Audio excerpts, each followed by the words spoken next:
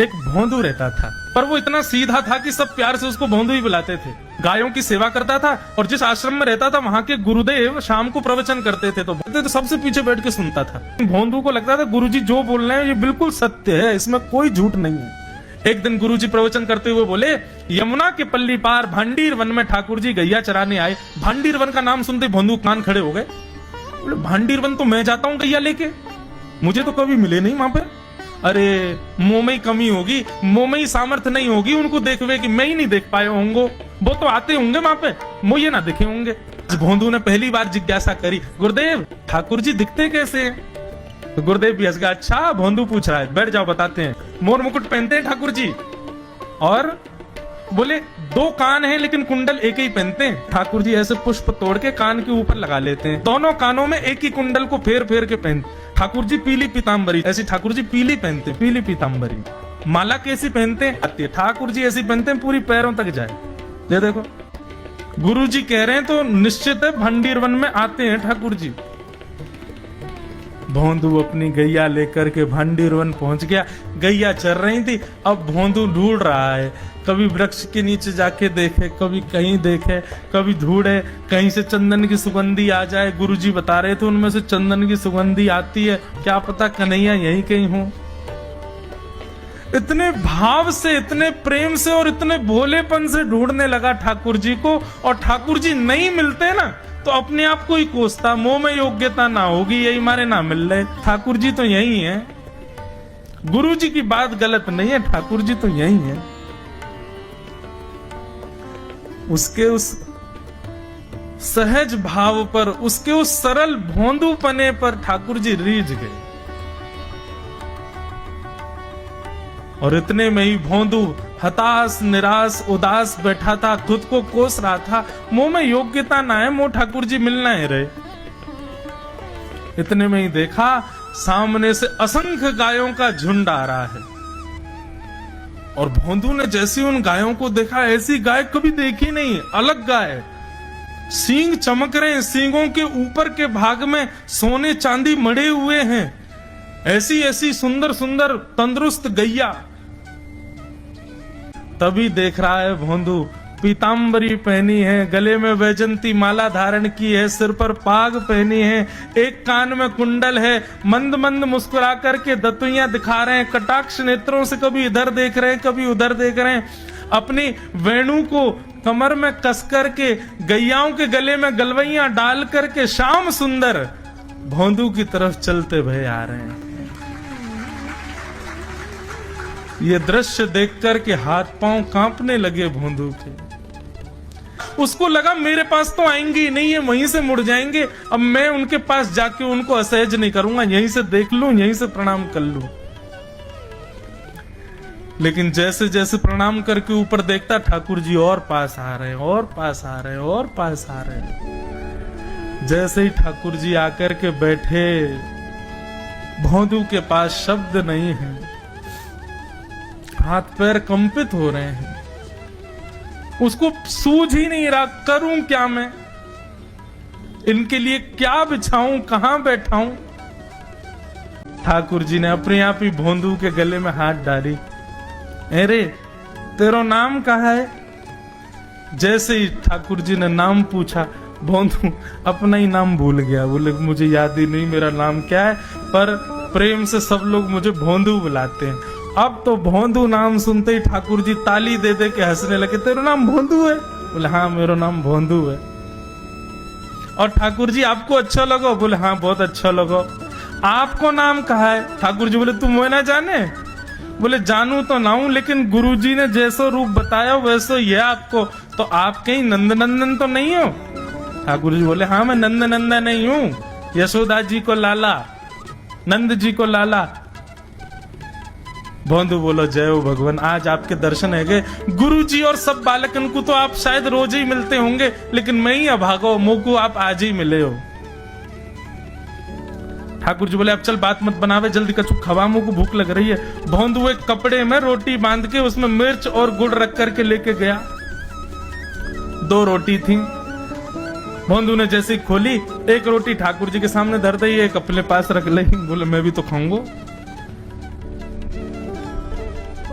ठाकुर जी ने बढ़िया रोटी ऐसे घुमाई और प्रेम से गुड़ खामे और रोटी पान लगे प्रेम ते, और ठाकुर जी तो चप चप करके नेक देर में पा गए। भोंदू तो भूल ही गयो, मुख खानो भी वो ठाकुर जी को ही देख रहा है। ठाकुर जी बोले और जोर की भूख लगी, ला अपनी रोटी दे दे।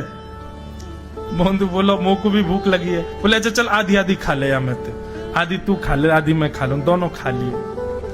कल ते नेक्स्ट से ज्यादा सी रोटी ले आइयो, भूख ज्यादा लगे, और सुन यही समय आइयो, मिलूंगा कल भी तोते।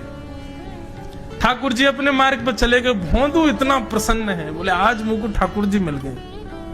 गुरुदेव के प्रवचन का समय हो गया, भोंदू पीछे जाके बैठ गया, अपने गुरुदेव को प्रणाम करे, इनकी कृपा से ठाकुर जी मिले। उसने किसी को नहीं बताया, उसको लगा सबको ही मिलते हैं भगवान, मुझे ही मिले हैं बहुत दिन बाद। दूसरे दिन भोंदू खूब सारी सामग्री रसोई घर में इकट्ठा करके जाने लगा। किसी ने जाके गुरुदेव से कह दिया कि भोंदू बहुत सारी सामग्री ले जा रहा है। गुरुदेव ने जाके कही भोंदू इतनी सामग्री ले जा रहा हो भैया, वो भंडारो करेगो का?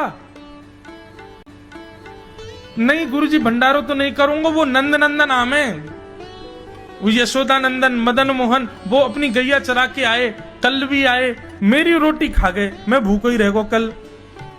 या हमारे ज्यादा सी ले जा रहा हूं, बेचारे बहुत भूखे आए कल, कि उनको पेट भर जाएगा, मैं भी पा लूंगा। या हमारे गुरुजी आज ज्यादा सामग्री ले जा रहा हूं।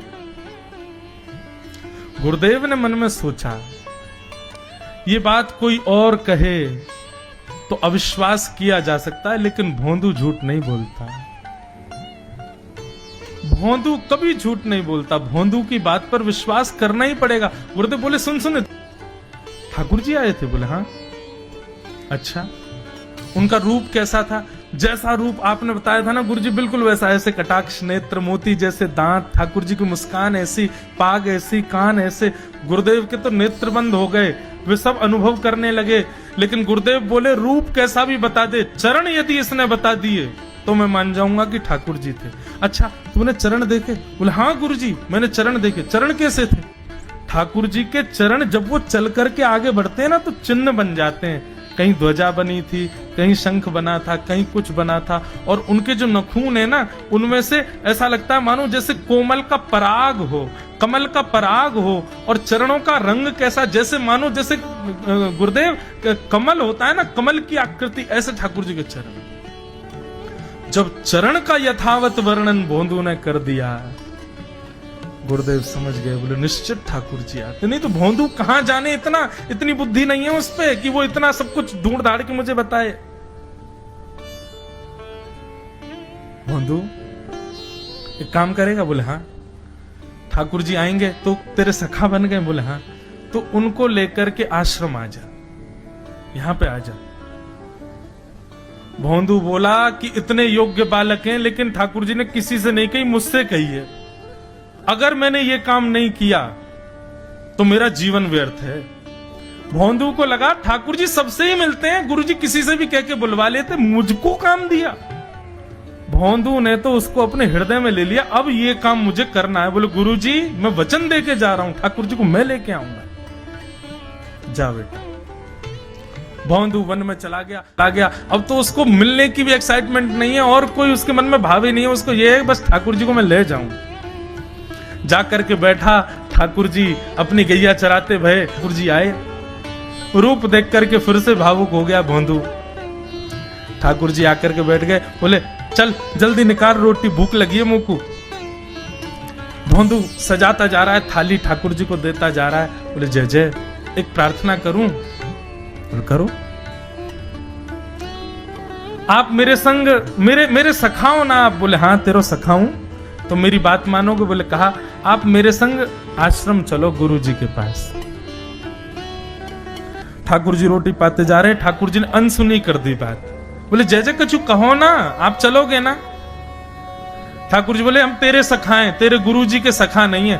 तू मोते मिल, तू मेरे संग खा, तू मेरे संग रहे, तू कछु कर, तो कुछ सब अधिकार है, लेकिन ये हम गुरु जी ते मिल बातें मिल ये सब हम नहीं करेंगे। हम बस तेरे सखाएं तो ये जाने और कोई ये ना जाने। ए जय जय ऐसे मत कहो ना, वे नहीं बताते तो मैं तो आपको देख ही नहीं पाता, मैं तो आपको जानता ही ना हूं। उनने ही तो मुझको बताई कि आप भांडीर बनाते हो, आपका रूप ऐसा है। उनने कृपा करके मुंह को आपसे मिलवायो, वही हमारी मित्रता के मूल आधार है, उनसे तो मिलवे चलो ना। ठाकुर जी बोले देख ज्यादा जिद मत करे, हमने तो उसे एक बार कह दी हम नहीं जाएंगे नहीं जाएंगे नहीं जाएंगे। ठाकुर जी रोटी पा रहे थे तो भोंदू ने हाथ से रोटी और छनाई, बोले ये भी दो, ये भी गुरु जी की है, लाओ ये मिर्च गुड़ सब दो, ये सब गुरु जी को, ये भी मत खाओ। और सुनो, यदि हमारे गुरु जी से आपको प्रेम नहीं है तो हमको आपसे प्रेम नहीं है। कल ते अपनी गैयान को लेकर कहीं और चरावे जाओ, होंगे तुम नंदन नंदन अपने गांव के, मेरे गुरु जी के पास नहीं जाओगे। और सुनो, ये मुंह में जो रोटी रखी जाओ को उगल आओ, ये भी गुरु जी की रसोई में बनी है, हमारे गुरु जी से नहीं मिलेंगे। ठाकुर जी बोले अरे भोंदू ने रुक तो, नहीं नहीं नहीं अब तो मैं सुनूंगा ही नहीं, आपने ऐसे कैसे कह दी नहीं जाएंगे, 3 बार नहीं जाएंगे नहीं जाएंगे। और ये भांडीरवन मेरो है, मैं यहाँ गैया चरावे आऊं, कल से अगर तुम और तुम्हारी गैया दिख गई मुंह को तो तुम्हारी गैयान को लेके मैं चलो जाऊंगा आश्रम, फिर तुम्हारी मैया बाबा तुमको मारेंगे।